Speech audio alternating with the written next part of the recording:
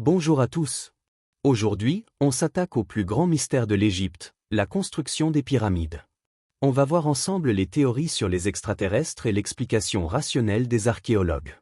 C'est parti.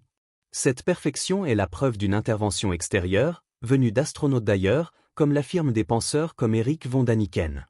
Ces pierres de plusieurs tonnes n'auraient pas pu être déplacées sans aide extérieure, sans une technologie très avancée.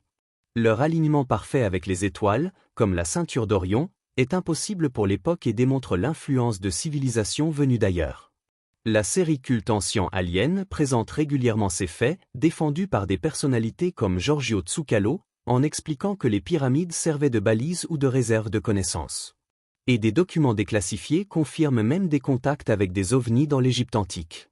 Pourtant, la réalité archéologique, elle, montre une organisation humaine remarquable, basée sur les preuves trouvées sur le plateau de Gizeh. Les bâtisseurs n'étaient pas tous des esclaves, il s'agissait surtout de travailleurs égyptiens saisonniers payés, logés dans des villages spécialement construits pour eux, comme l'attestent les quartiers d'habitation retrouvés grâce à des archéologues comme Marc Lenaire. Pour certains, travailler à la construction de la pyramide du pharaon était un immense honneur, comme le montrent les découvertes de Pierre Thalès sur le journal de bord de Meuré. Pour les matériaux, les archéologues ont découvert que la plupart des pierres venaient de carrières locales, mais que le calcaire fin de couverture arrivait de Toura par bateau sur le Nil. Quant aux blocs de granit massif de la chambre du roi, ils provenaient d'Aswan, à plus de 800 km.